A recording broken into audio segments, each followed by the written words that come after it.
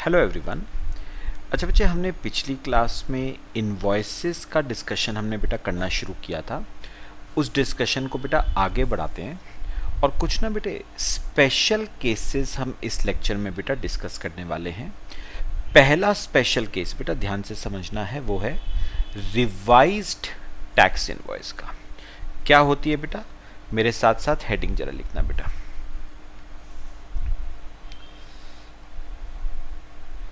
Special cases बेटा, इसमें first case हमारे पास है रिवाइज्ड टैक्स इनवॉइस का। ये क्या होती है बेटा, समझते हैं। अभी तक तो हमने टैक्स इनवॉइस पढ़ा है, अब हम पढ़ेंगे रिवाइज्ड टैक्स इनवॉइस क्या है। समझना बेटा, देखो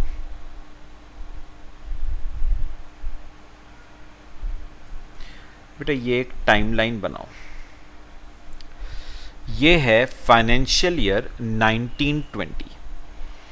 तो 1 अप्रैल 19 से 31 मार्च 20। 1 अप्रैल 19 से 31 मार्च 20। बेटा अपना थोड़ा थोड़ा आप पिछला जो हमने चैप्टर पढ़ा था रजिस्ट्रेशन अंडर जीएसटी, वो बेटा चैप्टर आप थोड़ा सा याद करोगे, हमने करा हुआ है बेटा। बेटा 1 नवंबर को असेसी का एग्रीगेट टर्नओवर एक्सीड कर गया थ्रेशोल्ड लिमिट को। 1 नवंबर 19 को असेसी का एग्रीगेट टर्नओवर थ्रेशोल्ड लिमिट को एक्सीड कर गया, तो वो हो गया बेटा लायबल फॉर रजिस्ट्रेशन। रजिस्ट्रेशन करवाने के लिए बच्चे बताओ क्या हो गया, लायबल हो गया, वो हो गया लायबल फॉर रजिस्ट्रेशन।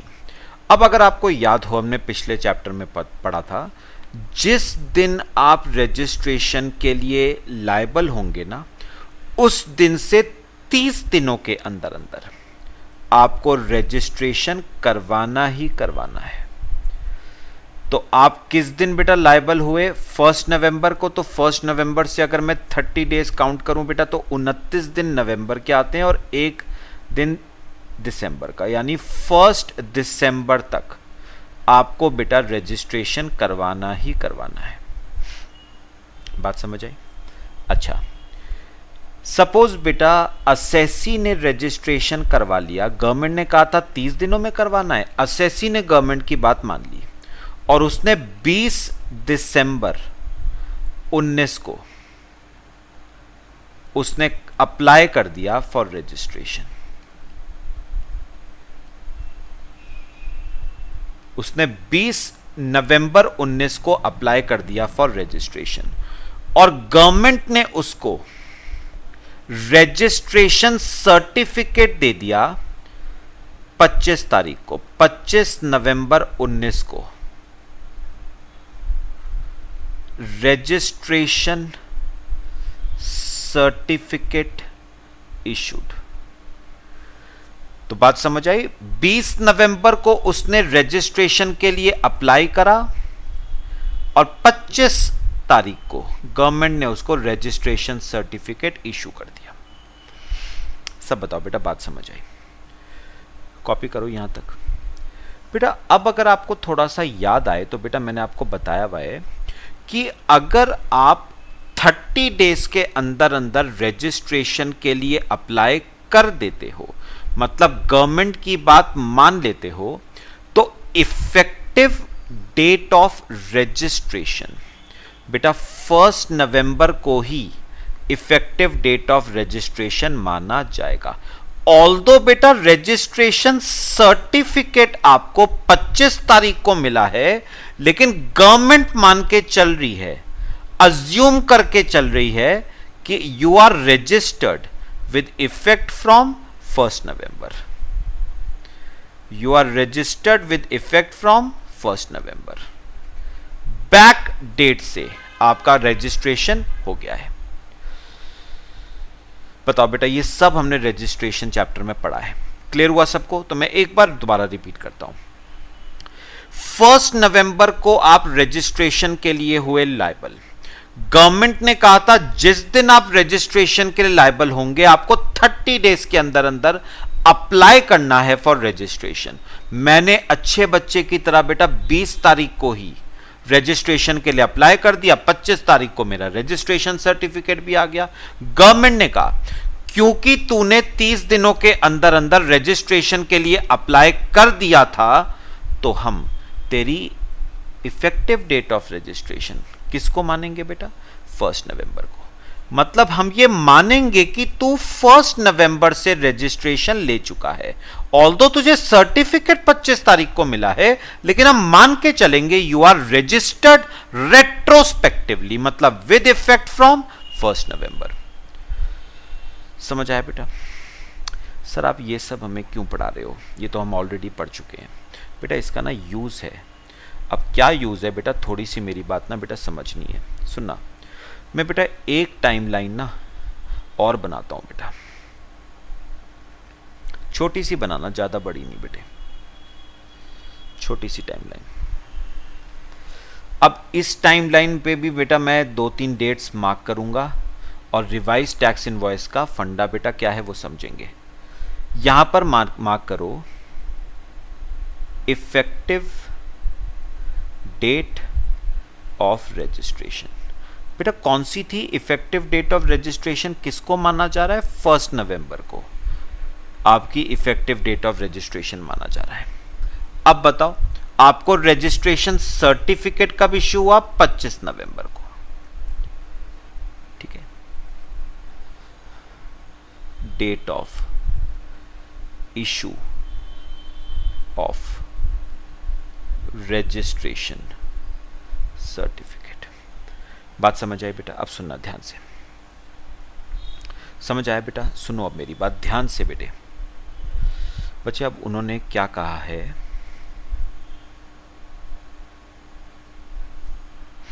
बेटा आप सुनना ध्यान से। अब उन्होंने क्या कहा है?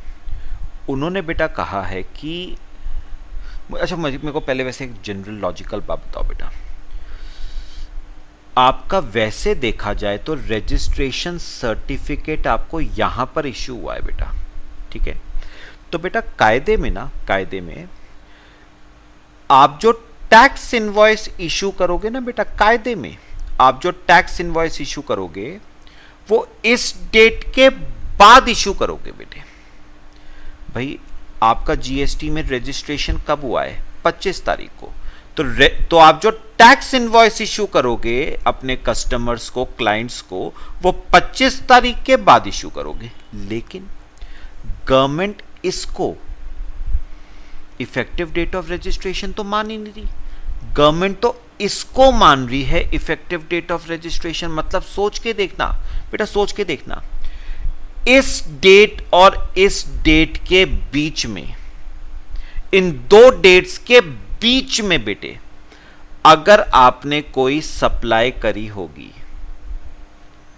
इन दो डेट्स के बीच में 1 तारीख और 25 तारीख के बीच में आपने अगर कोई सप्लाई करी होगी, तो आपने बेटा कस्टमर को टैक्स इनवॉइस नहीं दिया होगा बेटा, एक सिंपल इनवॉइस आपने दिया होगा, जिसे आप सिंपल एक बिल कह लो बेटा। क्यों टैक्स इनवॉइस क्यों नहीं दी होगी आपने? सोचो अपने आप बताओ बेटा। क्योंकि आपका रजिस्ट्रेशन बेटा 25 तारीख को हुआ है, आपका रजिस्ट्रेशन 25 तारीख को हुआ है, तो आपने 1 नवंबर के बाद जो सप्लाईज करी होंगी आपने उनको टैक्स इनवॉइस थोड़ी ना इश्यू करा होगा, आपने उनको सिंपल इनवॉइस इश्यू करा होगा जिसमें टैक्स आपने कस्टमर से चार्ज नहीं करा होगा बेटा। क्योंकि बेटा देखा जाए तो रजिस्ट्रेशन तो आपका 25 तारीख को हुआ है ना। वो अलग बात है कि इफेक्टिव डेट ऑफ रजिस्ट्रेशन 25 तारीख को नहीं माना जा रहा है, बल्कि 1 तारीख को बेटा इफेक्टिव डेट ऑफ रजिस्ट्रेशन माना जा रहा है। तो मैंने जो कहा वो क्लियर? तो बेटा 1 नवंबर और 25 नवंबर के बीच में आपने जो सप्लाई करी होगी उसके लिए बेटा आपने क्या इश्यू करा होगा? सिंपल इनवॉइस, सिंपल, उसमें कोई टैक्स का कंपोनेंट नहीं होगा। लेकिन बेटा क्योंकि उन्होंने आपकी इफेक्टिव डेट ऑफ रजिस्ट्रेशन 1 नवंबर को मान लिया है, तो बेटा इशू कायदे में इनवॉइस होना चाहिए नहीं था। कायदे में बेटा इशू होना चाहिए था टैक्स इनवॉइस। तो बेटा बात समझो, आपने इशू कर दिया होगा इनवॉइस, क्यों? क्योंकि जब आपने यह सप्लाई करी होगी then you were not registered. आप तो 25 तारीख, अब इमेजिन करो मैंने 5 नवंबर को बेटा कोई सप्लाई करी, तो बेटा 5 नवंबर को मैं टैक्स इनवॉइस कैसे दे सकता हूं? मैं तो रजिस्टर्ड ही नहीं हूं भाई। रजिस्ट्रेशन तो मेरा 25 तारीख को हुआ है जाके, तो 5 तारीख को मैंने कौन सा इनवॉइस दिया होगा बेटा? सिंपल इनवॉइस दिया होगा, सिंपल एक बिल दिया होगा जिसमें कोई टैक्स का कंपोनेंट नहीं होगा। लेकिन बेटा अब 25 तारीख को मेरा रजिस्ट्रेशन हो गया, लेकिन उन्होंने कहा आपकी इफेक्टिव डेट ऑफ रजिस्ट्रेशन हम 1 नवंबर ऑनवर्ड्स मानेंगे। मतलब 5 तारीख को आपने जो सप्लाई करी उसके लिए जो इनवॉइस इशू करा आपने वो गलत है। कायदे में वो इनवॉइस इशू नहीं होना चाहिए था, उसके लिए कायदे में बेटा टैक्स इनवॉइस इशू होना चाहिए था, बिकॉज आपकी इफेक्टिव डेट ऑफ रजिस्ट्रेशन 1 नवंबर मानी गई है, ना कि 25 नवंबर। तो बेटा मैंने तो टैक्स इनवॉइस क्यों नहीं दिया? क्योंकि बेटा मैं उस टाइम पे रजिस्टर्ड ही नहीं था। और टैक्स इनवॉइस मैंने आपको पहले भी बताया था बेटा पिछले लेक्चर में, टैक्स इनवॉइस कौन इश्यू करता है? जो रजिस्टर्ड होता है। तो मैंने 5 तारीख को, लिखना मत, मैंने 5 नवंबर को बेटा सप्लाई करी, ठीक है बेटा। 5 तारीख को मेरे को बताओ मैं रजिस्टर्ड था या अनरजिस्टर्ड? मैं रजिस्टर्ड था ही नहीं बेटा, मैं रजिस्टर्ड था ही नहीं। अब जब मैं रजिस्टर्ड नहीं था तो मैंने टैक्स इनवॉइस इशू नहीं करा होगा। लेकिन गवर्नमेंट ने मेरी डेट ऑफ रजिस्ट्रेशन मानी है 1 तारीख, मतलब 5 तारीख को गवर्नमेंट के हिसाब से बेटा मैंने जो किया है वो सही है, लेकिन गवर्नमेंट के हिसाब से बेटा 5 तारीख को आप रजिस्टर्ड हो चुके हो। तो आपको कायदे में क्या इशू करना चाहिए था? टैक्स इनवॉइस आपको इशू करना चाहिए था। तो आपने इशू करा एक सिंपल इनवॉइस, जबकि इशू करना चाहिए था टैक्स इनवॉइस। कॉपी करो बेटा पहले इसे, इतना।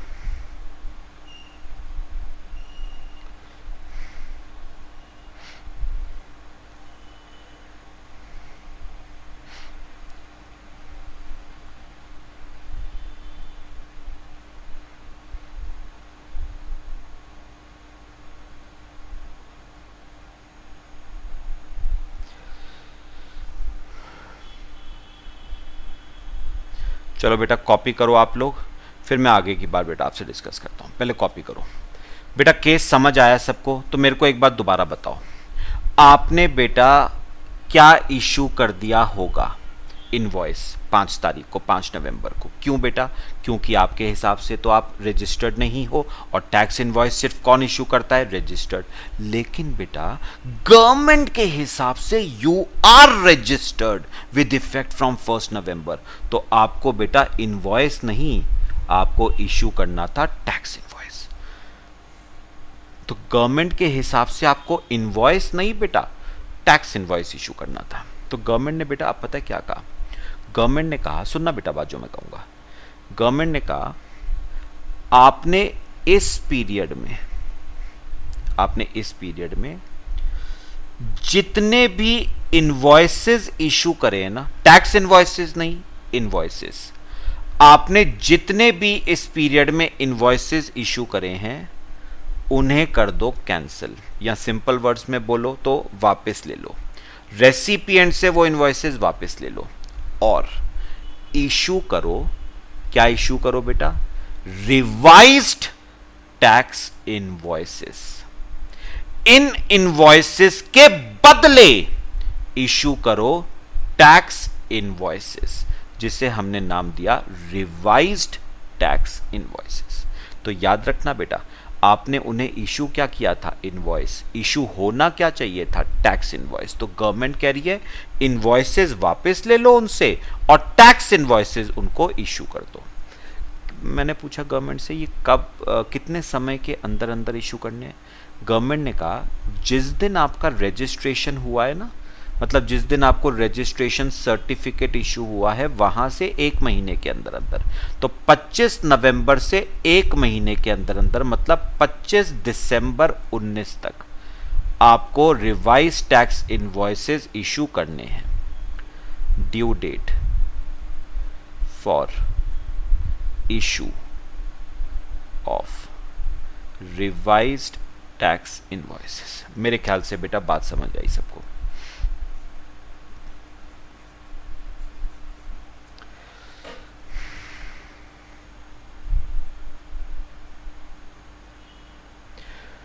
पक्का बताओ बेटा, क्लियर हुआ? तो एक बात समझना, इफेक्टिव डेट ऑफ रजिस्ट्रेशन से लेके date of issue of registration certificate तक आपने जितनी भी सप्लाईज करी हैं इस पीरियड के बीच में बेटा, कौन से पीरियड के बीच में? इस पीरियड के बीच में आपने जितनी भी सप्लाईज करी हैं सब सप्लाईज के इनवॉइसेस ले लो और बदले में रिवाइज्ड टैक्स इनवॉइसेस इशू कर दो, क्योंकि बेटा इस पीरियड में कायदे में इशू होना चाहिए था टैक्स इनवॉइस, लेकिन आपने टैक्स इनवॉइस की जगह क्या इशू कर दिया? इनवॉइस। तो इनवॉइस वापस ले लो और टैक्स इनवॉइसेस इशू कर दो। तो ये बेटा आपका फंडा है रिवाइज टैक्स इनवॉइसेस का। समझ आया बेटा सबको? चलो अब आओ बेटा सेकंड पे,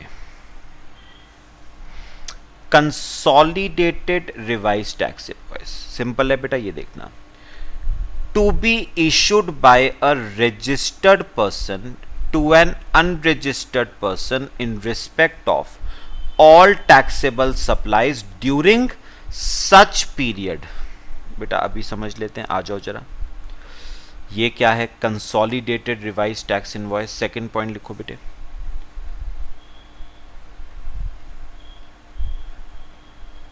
consolidated revised tax invoice। चलो मेरी बात सुननी है बेटा, ध्यान से जरा सुनो सुनो बेटा। मैंने अभी आपको 2 डेट्स बताई,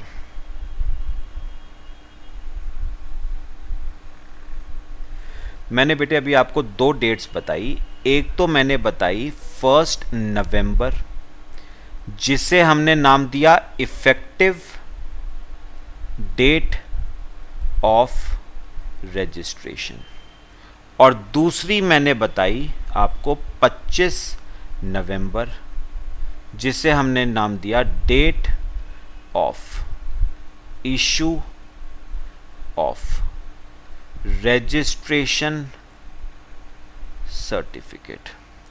date of issue of registration certificate. तो बेटा हम इस पीरियड की बात कर रहे हैं इस वाले टॉपिक में भी। सुनो अब, सुनो सुनो बेटा, अब वो क्या कह रहा है, वो कह रहा है, ध्यान से सुनना बेटा, वो कह रहा है, ध्यान से देखना बेटा,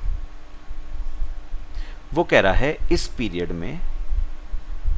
में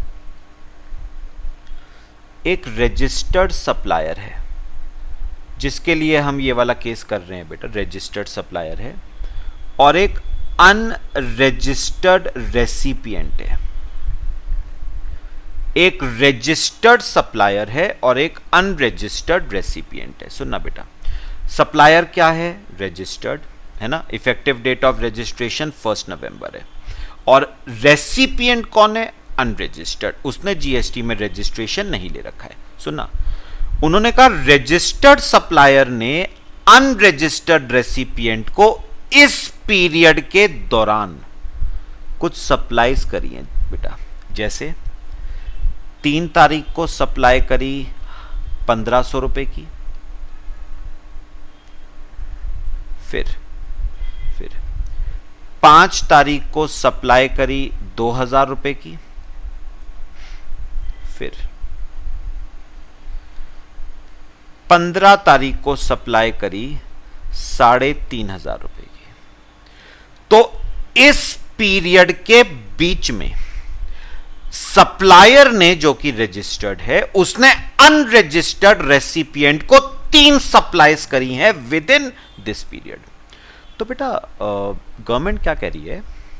गवर्नमेंट कह रही है क्योंकि रेसिपिएंट अनरजिस्टर्ड है ना, अनरजिस्टर्ड है, तो आपको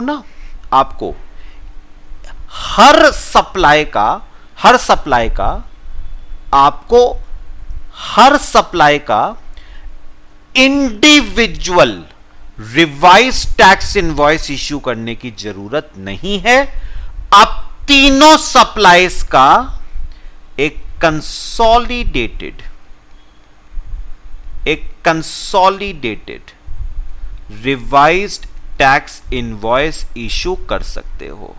क्या इश्यू कर सकते हो बेटा? Revise tax invoice consolidated. Individual supplies का रिवाइज टैक्स इनवॉइस इश्यू करने की जरूरत नहीं है। तो आप तीनों का कंसोलिडेटेड इश्यू कर दो, 1500 प्लस 2000 प्लस 3500, तो 7000 रुपए का कंसोलिडेटेड रिवाइज टैक्स इनवॉइस आप इश्यू कर सकते हो। शर्त बेटा लेकिन एक है, रेसिपिएंट क्या होना चाहिए बेटा? अनरजिस्टर्ड। अगर रेसिपिएंट रजिस्टर्ड है आपको individual revise tax invoice issue करना पड़ेगा for each and every supply. हां, अगर रेसिपिएंट अनरजिस्टर्ड है कंसोलिडेटेड इश्यू कर दो, कोई दिक्कत नहीं है। 3 तारीख का अलग बनाओगे रिवाइज टैक्स इनवॉइस, 5 तारीख का अलग, 15 तारीख का अलग, जरूरत नहीं है बेटा। तीनों का एक ही में बनाओ, छुट्टी करो, क्योंकि रेसिपिएंट जो है वो क्या है बेटे? अनरजिस्टर्ड है। समझ आया बेटा? Consolidated revise tax invoice copy करो।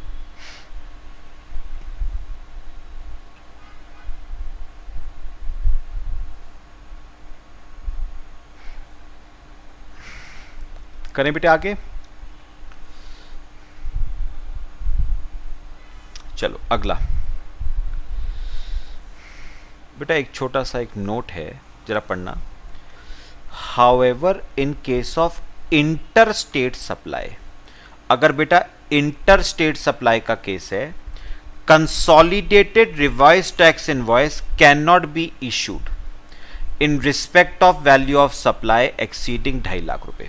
बेटा एक बात याद रखना, अगर कंडीशन ध्यान रखो, अगर इंटर स्टेट सप्लाई का केस है और वैल्यू ऑफ सप्लाई 2.5 लाख रुपए से एक्सीड करती है, पहला इंटर स्टेट सप्लाई है, वैल्यू ऑफ सप्लाई 2.5 लाख से ज्यादा है, उसका consolidated revise tax invoice issue नहीं होगा। आपको उसका क्या इशू करना पड़ेगा? Individual revise tax invoice issue करना पड़ेगा। तो अगर इंटर स्टेट सप्लाई है और सप्लाई है 2.5 लाख रुपए से ज्यादा की, तो उसे कंसोलिडेट नहीं करना है, उसका रिवाइज टैक्स इनवॉइस इंडिविजुअली आप इशू करोगे। ठीक है बेटे, चलो थर्ड पॉइंट देखो, no tax invoice to be issued if value, बेटा समझना, is less than 200 rupees, a consolidated tax invoice can be issued. पढ़ लो पहले एक बार, फिर समझाता हूं आपको। A registered person may not issue a tax invoice if value of supply is less than 200, recipient is unregistered and the recipient does not require invoice. बेटा समझना बात,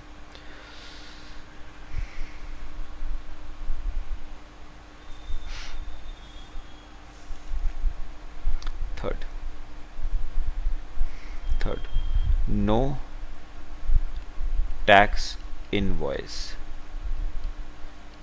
टू बी इशूड। कब बेटा टैक्स इनवॉइस इशू करने की जरूरत नहीं है? ध्यान से समझना बेटा, बिल्कुल आपको ना प्रैक्टिकल एग्जांपल देता हूं। ये देखो बेटा, आप ना रिलेट कर पाओगे बच्चे इससे, बिल्कुल प्रैक्टिकल चीज। ये देखो बेटा, बेटा ये ना एक शॉप है,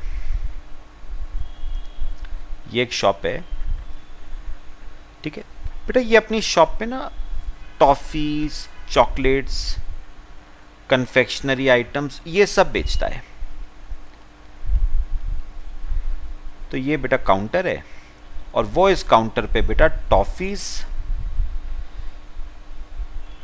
चॉकलेट्स, ये सब मार्केट में बेचता है।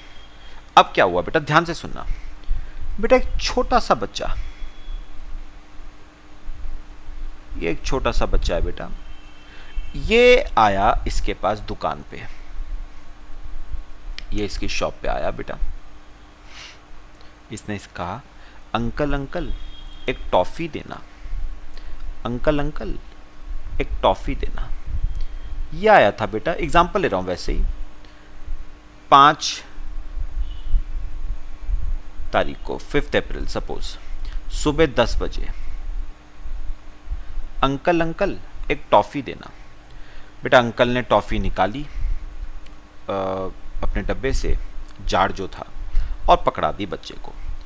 टॉफी थी बेटा 1 रुपए की। मैं आपसे बेटा एक छोटी सी बात जानना चाहता हूँ, छोटी सी बात कि, और ये बेटा ये जो बेकरी वाला है ना, ये रजिस्टर्ड है बेटा, ये रजिस्टर्ड पर्सन है, जीएसटी में इसने अपना रजिस्ट्रेशन ले रखा है। मैं एक छोटी सी बात आपसे बस बेटा पूछना चाहता हूँ, टॉफी है 1 रुपए की, क्या बेटा ये बेकरी वाला इस छोटे से बच्चे को टैक्स इनवॉइस देगा?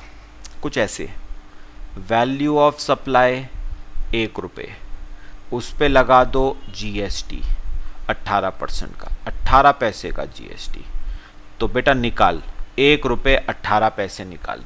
क्या ऐसा होगा बेटा? ऐसा नहीं होता है बेटा। बेटा जितने की टॉफी नहीं है ना, उससे ज्यादा की प्रिंटिंग कॉस्ट आ जाएगी इनवॉइस की, तो फायदा क्या है बेटा टैक्स इनवॉइस देके? कोई फायदा नहीं है। सुनना अभी समझना। अब क्या हुआ, चलो बेटा घर चला गया बच्चा टॉफी लेके, 2 घंटे बाद फिर आ गया, अंकल अंकल मेरी बहन के लिए भी एक टॉफी देना, वो रो रही है, अंकल अंकल एक टॉफी देना, 5 अप्रैल को 12 बजे। अब बताओ अंकल अंकल फिर से टैक्स इनवॉइस देंगे? पॉसिबल ही नहीं है बेटा, टैक्स इनवॉइस नहीं दी जाती है ऐसे। आप कभी भी देख लेना ऐसे टैक्स इनवॉइस, 1-1 रुपए की टैक्स इनवॉइस बनेगी बेटा, उससे ज्यादा की तो स्टेशनरी और प्रिंटिंग की कॉस्ट आ जाएगी।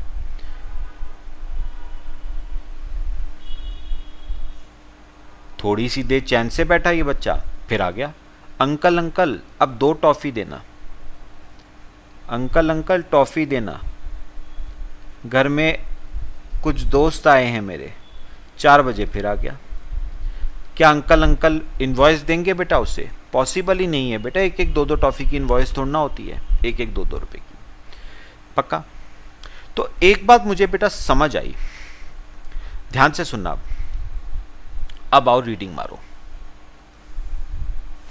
देखना बेटा ध्यान से। अ registered person may not issue a tax invoice। तो बेटा रजिस्टर्ड पर्सन हमारे केस में कौन था? बेकरी वाला, उसे टैक्स इनवॉइस इश्यू करने की जरूरत नहीं है अगर 3 शर्तें क्या होती हैं सेटिस्फाई। कौन सी 3? पहला, value of supply is less than 200। तो बताओ बेटा, बच्चा जो टॉफियां खरीद रहा था तो वो 1-1 2-2 रुपए की थी बेटा, 200 रुपए से कम की वैल्यू ऑफ सप्लाई है। दूसरा, रेसिपिएंट इज अनरजिस्टर्ड। अब मुझे एक बात बताओ बेटे, ये जो छोटा सा बच्चा है, क्या कहते हो, जीएसटी में इसने रजिस्ट्रेशन ले रखा होगा बेटा? नहीं, अनरजिस्टर्ड होगा ना, ये अनरजिस्टर्ड पर्सन। तो सप्लायर रजिस्टर्ड है, रेसिपिएंट अनरजिस्टर्ड है। फिर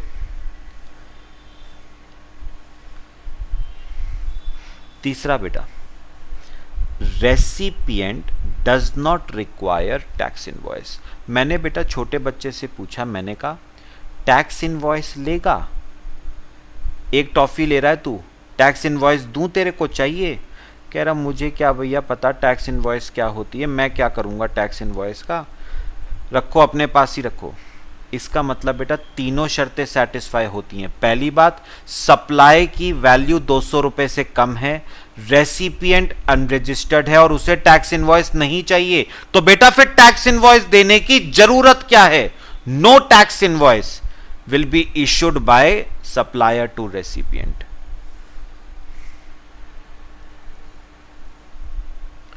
no tax invoice needs to be issued.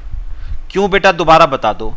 Value of supply 200 रुपए से कम है, रेसिपिएंट अनरजिस्टर्ड है, उसे टैक्स इनवॉइस चाहिए नहीं. जब तुझे नहीं चाहिए तो मैं देख के क्या करूं?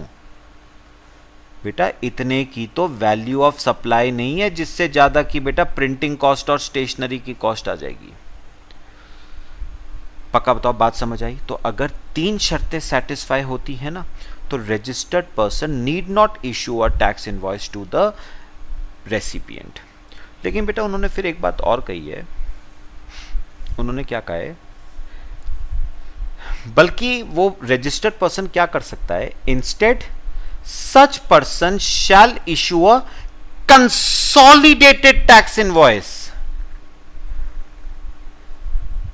for such supplies at the close of the day in respect of each such supplies. मतलब बेटा वो अगर पता है चाहे तो क्या कर सकता है, ये जो छोटा बच्चा था ना, इससे बेटा इस बेकरी वाले ने क्या कहा? तू एक काम करियो, शाम को मैं दुकान 9 बजे बंद करता हूं, 9 बजे आ जाइयो मेरे पास. मैं तुझे ना, तूने दिन में कितनी बार टॉफी खरीदी? 3 बार. कितनी टॉफियां? 4. मैं तुझे तीनों सप्लाईज की एक कंसोलिडेटेड क्या दे दूंगा? टैक्स इनवॉइस दे दूंगा. मैं तुझे रेदर देन कि मैं तुझे हर सप्लाई की टैक्स इनवॉइस दूं, मैं तुझे तीनों सप्लाईज के रिस्पेक्ट में एक कंसोलिडेटेड टैक्स इनवॉइस दे दूंगा. कब? At the close of the day, दिन के खत्म होने पे. Eight close of day. तो जब दिन खत्म होगा मुझसे कंसोलिडेटेड इनवॉइस ले जा लियो. तो रैदर देन कि मैं एक एक टॉफी की दूं तेरे को, 2-2 टॉफी की दूं, तू इकट्ठे मेरे से 4 टॉफी की टैक्स इनवॉइस ले जा लियो. ठीक है बेटा?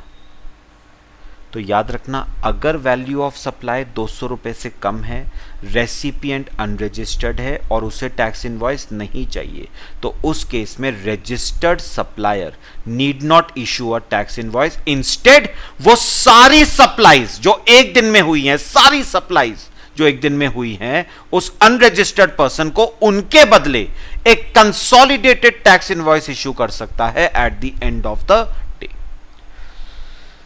पक्का बताओ बेटा, क्लियर हुआ? 3 शर्तों का सेटिस्फाई होना जरूरी है. कौन कौन सी 3? दोबारा बताओ. वैल्यू ऑफ सप्लाई 200 रुपए से कम होनी चाहिए, रेसिपिएंट अनरजिस्टर्ड होना चाहिए, और तीसरी, उसे टैक्स इनवॉइस नहीं चाहिए.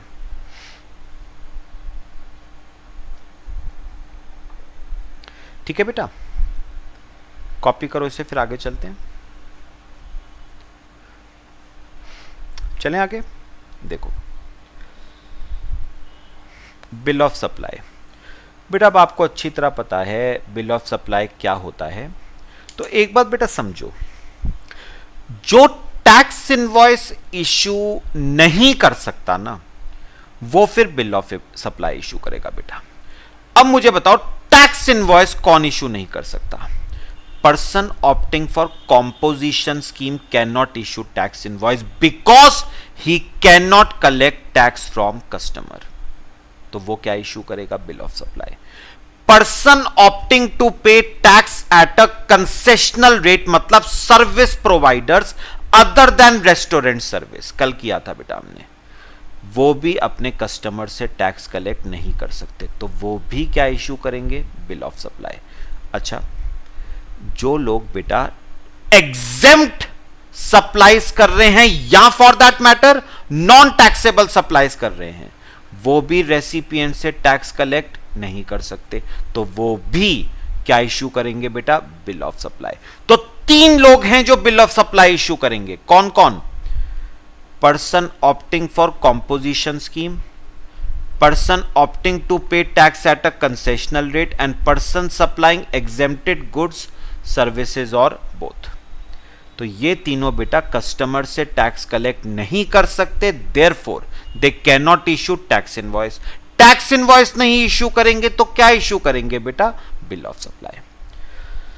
क्लियर हुआ? अच्छा बेटा, अगर मैं आपसे पूछूं कि ये बिल ऑफ सप्लाई का फॉर्मेट क्या होगा, तो बेटा सिंपल बात है, यहां पर देखना मेरी बात। बिल ऑफ सप्लाई का फॉर्मेट क्या होगा बेटा? मैंने आपको टैक्स इनवॉइस का फॉर्मेट करवाया था ना, ये आएगा बेटा बिल ऑफ सप्लाई में, ये भी आएगा, ये भी आएगा, ये भी आएगा, ये सब आएगा बेटा, ये सब आएगा बेटा। ये नहीं आएगा टैक्सेबल वैल्यू ऑफ सप्लाई। जब टैक्स कलेक्ट ही नहीं करना तो टैक्सेबल वैल्यू वर्ड यूज करना ही गलत है बेटा बिल ऑफ सप्लाई के केस में। टैक्सेबल वैल्यू तो मतलब जिस वैल्यू पे टैक्स लगाना है, जब इन्होंने टैक्स लगाना ही नहीं तो टैक्सेबल वर्ड तो यूज करना ही गलत है। सिर्फ क्या यूज करो? Value of supply. अच्छा बेटा, ये लोग टैक्स तो चार्ज नहीं करेंगे ना, तो रेट ऑफ टैक्स भी नहीं आएगा, अमाउंट ऑफ टैक्स भी नहीं आएगा, ये भी आएगा, ये भी आएगा। तो सिर्फ तीन चीजें हटी बेटा, कौन कौन सी? रेट ऑफ टैक्स नहीं आएगा, अमाउंट ऑफ टैक्स नहीं आएगा और वर्ड टैक्सेबल वैल्यू नहीं आएगा, इंस्टेड वैल्यू आएगा।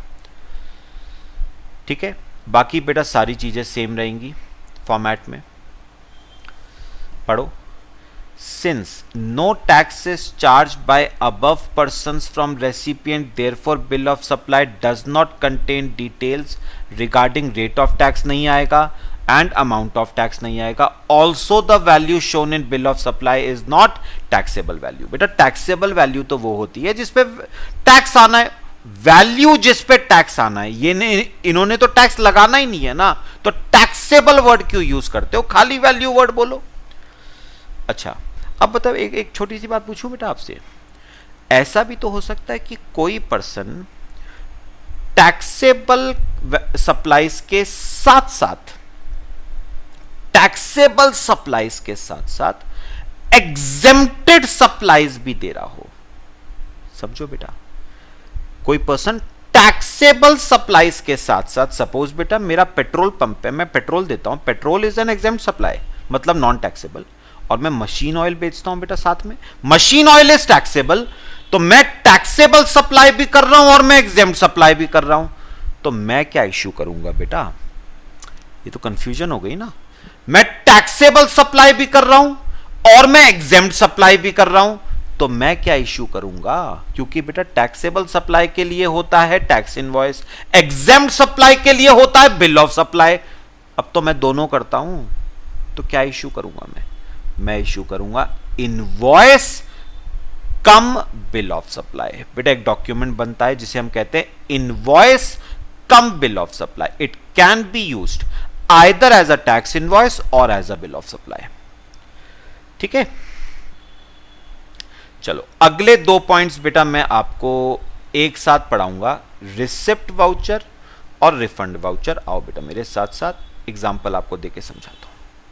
सिंपल बात है बेटा, बहुत छोटी सी बात है।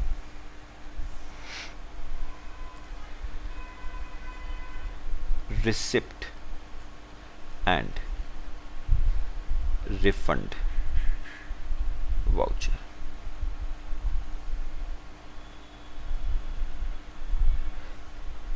अज्यूम करो बेटा ये सप्लायर है,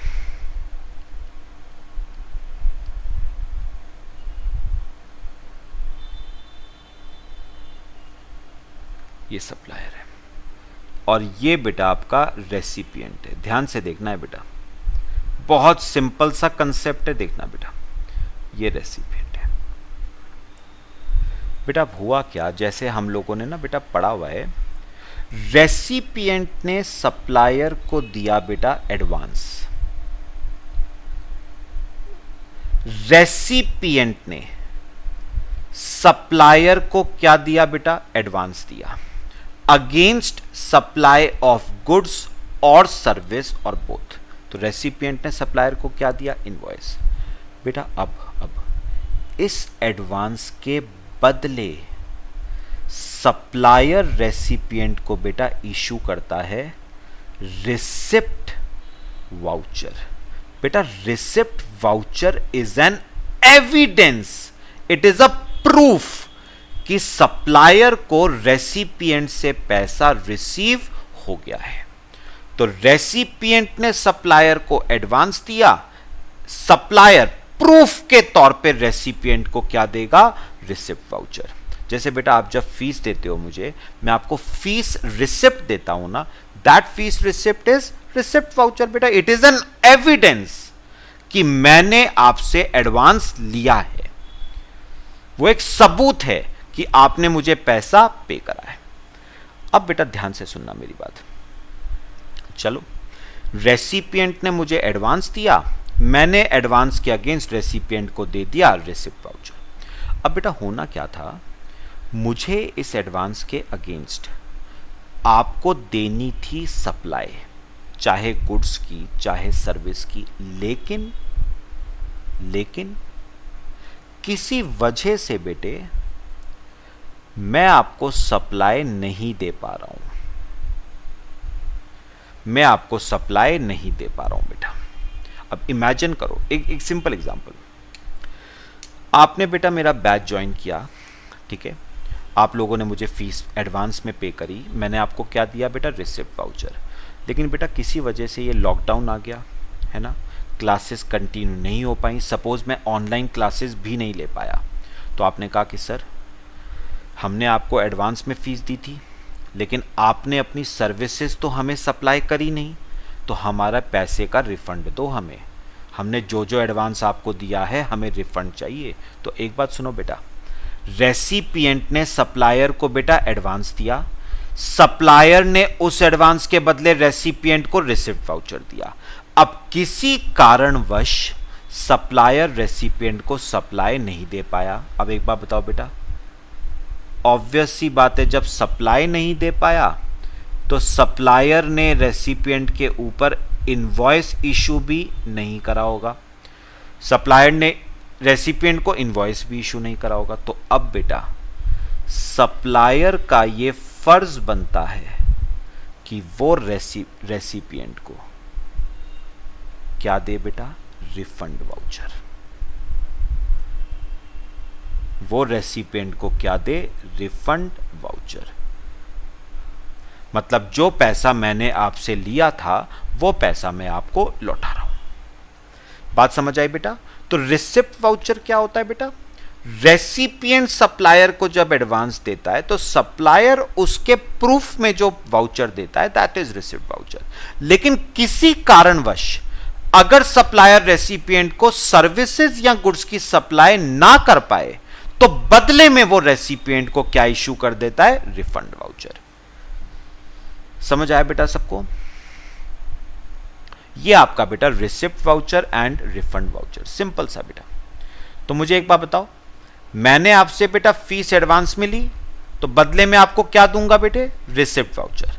लेकिन लॉकडाउन की वजह से मैं आपकी क्लासेस नहीं ले पाया, ना फेस टू फेस ना ऑनलाइन क्लासेस ले पाया, तो आप कह रहे हो कि सर हमने आपको एडवांस दिया था, आपने प्रॉमिस करा था कि आप कोचिंग पढ़ाओगे, आपने पढ़ाई तो है नहीं, तो हमें अपनी फीस का क्या चाहिए? रिफंड। तो मैं आपको इशू करूंगा आप रिफंड वाउचर। पक्का बताओ बेटा, बात समझ आई? सीक्वेंस ठीक है?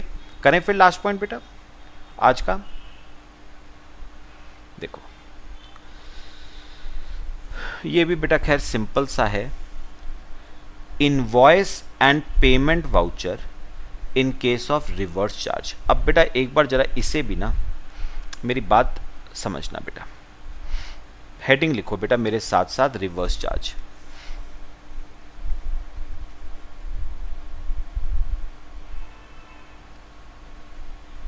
रिवर्स चार्ज बेटा अगर आपको चैप्टर 3 याद हो तो हमने बेटा रिवर्स चार्ज के बेटे 2 सेक्शंस करे थे, section 9 subsection 3 and section 9 subsection 4। तो मैं बेटा इन्हीं दोनों सेक्शंस की यहां पर बात करूंगा, ध्यान से सुनना बेटा जो मैं कहूंगा।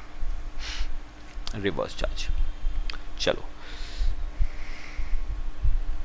इसमें लिखो case 1, case 1, supplier and recipient are registered.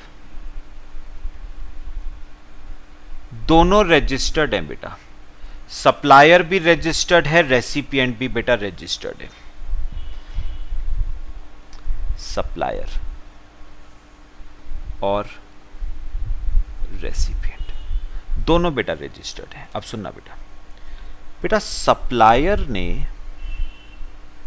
Recipient को, ठीक है, सप्लाई करी बेटा, सप्लाई करी। अब चाहे बेटे गुड्स की करी, चाहे सर्विसेज की करी, चाहे बोथ की करी, ठीक है।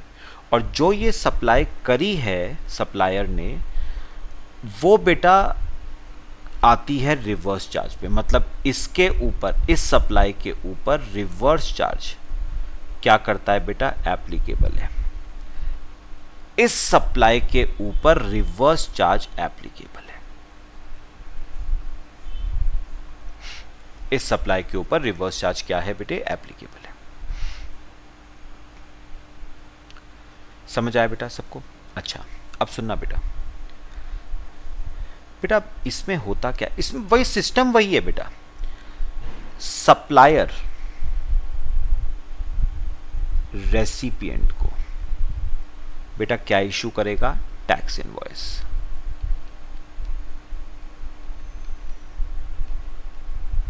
सप्लायर रेसिपिएंट को क्या इशू करेगा, टैक्स इनवॉइस। और बेटा इस टैक्स इनवॉइस में ना आपको याद होगा, मैंने आपको बेटा पिछले लेक्चर में बताया था कि इनवॉइस में लेफ्ट हैंड साइड पे लिखा जाता है tax to be paid on reverse charge basis. अगर उस पर रिवर्स चार्ज अप्लाई करता है तो, अब हमारे केस में तो रिवर्स चार्ज अप्लाई करता है तो टैक्स इनवॉइस में लिखा जाएगा tax to be paid on reverse charge basis. तो यह बात बेटा क्लियरली उस टैक्स इनवॉइस में क्या होगी, मेंशन, कि इस ट्रांजैक्शन पे टैक्स दिया जाएगा ऑन रिवर्स चार्ज बेसिस। पक्का बताओ बेटा, बात समझ आई? और बेटा रेसिपिएंट क्या करेगा, जितना टैक्स उस टैक्स इनवॉइस में मेंशन्ड होगा उतना टैक्स वो जमा करवा देगा। किसके खाते में बेटे, गवर्नमेंट के खाते में। तो रेसिपिएंट जितना टैक्स उस टैक्स इनवॉइस में मेंशन्ड होगा वो टैक्स का पैसा डिपॉजिट कर देगा गवर्नमेंट के खाते में। तो बेटा कुछ बदला थोड़ी ना है, बस एक चीज और ऐड हुई है। क्या, अगर रिवर्स चार्ज एप्लीकेबल है तो टैक्स इनवॉइस पे यह बात मेंशन होनी चाहिए कि tax is to be paid on reverse charge basis. यह मेंशन होना चाहिए टैक्स इनवॉइस में।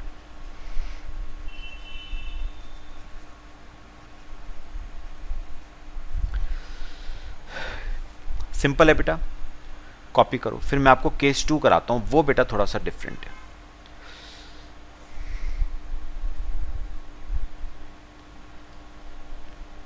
Case 2, supplier is unregistered but recipient is registered, but recipient is registered। समझना बेटा, बात सिंपल है। पता है बेटा, अगर आपको ध्यान से सुनना मैं जो कहूंगा, अगर आपको बेटा सेक्शन 9 सबसेक्शन 4 याद हो तो बेटा सेक्शन 9 सबसेक्शन 4 स्पेसिफिकली कहता था क्या, अगर कोई अनरजिस्टर्ड सप्लायर, कौन सा सप्लायर बेटा, अनरजिस्टर्ड सप्लायर किसी रजिस्टर्ड रेसिपिएंट को, ठीक है, सप्लाई करता है, सप्लाई करता है किसकी? स्पेसिफाइड गुड्स की, सर्विसेज की, या बोथ की। स्पेसिफाइड मतलब जो इस रूल में स्पेसिफाइड है, जो इस सेक्शन में स्पेसिफाइड है। तो अगर अनरजिस्टर्ड सप्लायर किसी रजिस्टर्ड रेसिपिएंट को कुछ स्पेसिफाइड गुड्स सर्विसेज की सप्लाई करता है तो बेटे उस पे रिवर्स चार्ज आता है। उस पे क्या आता है बेटा? रिवर्स चार्ज आता है। तो अगर अनरजिस्टर्ड सप्लायर रजिस्टर्ड रेसिपिएंट को कुछ स्पेसिफाइड गुड्स सर्विसेज की सप्लाई करता है तो बेटे उस पे आता है रिवर्स चार्ज। उस पे क्या आएगा? Reverse charge. पॉइंट समझ आया बेटा? पक्का? मतलब ध्यान से सुनना जो मैं कहूंगा।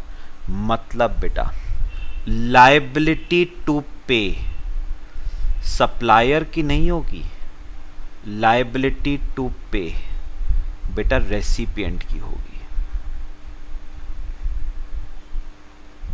लायबिलिटी टू पे सप्लायर की नहीं होगी बेटा, लायबिलिटी टू पे किसकी होगी? रेसिपिएंट की होगी। बात समझ आई?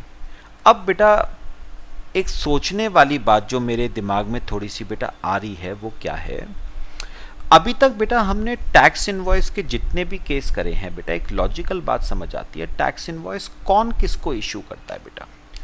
कौन किसको इश्यू करता है बेटा? सप्लायर इश्यू करता है रेसिपिएंट को। इनवॉइस कौन देगा बेटा? सप्लायर देगा ना रेसिपिएंट को, रेसिपिएंट थोड़ी ना देगा बेटा सप्लायर को, सप्लायर देगा रेसिपिएंट को। लेकिन बेटा एक प्रॉब्लम क्या है, जो सप्लायर है वो ही अनरजिस्टर्ड है बेटा। तो जब सप्लायर अनरजिस्टर्ड है ना तो सप्लायर टैक्स इनवॉइस नहीं दे सकता बेटे। सप्लायर टैक्स इनवॉइस नहीं दे सकता क्योंकि टैक्स इनवॉइस देने के लिए पहली शर्त अगर आपको याद हो तो पर्सन बेटा रजिस्टर्ड होना चाहिए। तो unregistered supplier can not issue tax invoice. तो फिर क्या होगा बेटा टैक्स इनवॉइस का? पता है बेटे इस केस में ना सेल्फ इनवॉइसिंग होती है। क्या होती है बेटा इस केस में? Self invoicing. क्या मतलब हुआ सेल्फ इनवॉइसिंग का? मतलब बेटा रेसिपिएंट खुद ही के ऊपर इनवॉइस ड्रॉ करेगा। अभी तक तो सप्लायर रेसिपिएंट को इनवॉइस देता था, सप्लायर नहीं दे सकता इस केस में टैक्स इनवॉइस, क्योंकि टैक्स इनवॉइस वही इश्यू कर सकता है जो रजिस्टर्ड होता है और सप्लायर हमारे केस में अनरजिस्टर्ड है। तो रेसिपिएंट खुद ही के ऊपर इनवॉइस ड्रॉ करेगा बेटा, that is known as self invoicing. तो बेटा एक बात बताओगे सेल्फ इनवॉइसिंग कब होगी? जब सप्लायर अनरजिस्टर्ड हो और रेसिपिएंट आपका क्या हो? रजिस्टर्ड, और रिवर्स चार्ज के अंदर वो केस आता हो। तो रेसिपिएंट खुद ही के ऊपर इनवॉइस ड्रॉ करेगा, ठीक है, उसमें टैक्स लिखेगा, टैक्स का अमाउंट सरकार के पास जमा करवाएगा और रेसिपिएंट को वो इशू करेगा पेमेंट वाउचर। बेटा ये भी अगर आप थोड़ा सा सोच के देखो तो बेटा ऊपर हमने पढ़ा था रिसिप्ट वाउचर, पढ़ा था ना अभी बेटा रिसिप्ट वाउचर। बेटा रिसिप्ट वाउचर भी कौन इशू करेगा? सप्लायर। लेकिन बेटा इस केस में ना सप्लायर रिसिप्ट वाउचर इशू फिर से नहीं कर सकता। क्यों? क्योंकि सप्लायर अनरजिस्टर्ड है। ये सारे चीजें बेटा कौन इश्यू करता है? जो रजिस्टर्ड होता है। अनरजिस्टर्ड को कंप्लायंस की जरूरत ही नहीं है बेटा। तो सप्लायर रिसिप्ट वाउचर इश्यू नहीं कर सकता, इंस्टेड रेसिपिएंट इश्यू करेगा क्या? Payment voucher. तो नॉर्मली बेटा सप्लायर इश्यू करता है रिसिप्ट वाउचर, लेकिन इस केस में रेसिपिएंट को ही इनवॉइस इश्यू करना पड़ेगा खुद ही के ऊपर, और पेमेंट वाउचर इशू करना पड़ेगा सप्लायर को। पक्का बताओ बेटा, बात समझ आई? पक्का? कॉपी कर लो बेटा, बाकी इसमें बच्चे नेक्स्ट क्लास में पढ़ेंगे।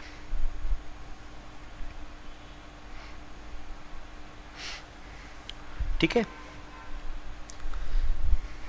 तो आप बेटा एक बार पढ़ना चाहो तो एक बार रीडिंग मार लेते हैं।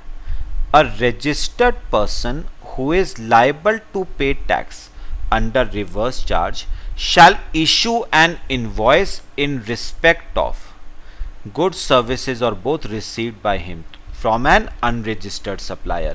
यानी बेटा registered person who is liable to pay tax under reverse charge, बेटा रिवर्स चार्ज में कौन लाइबल होता है टैक्स देने के लिए? रेसिपिएंट।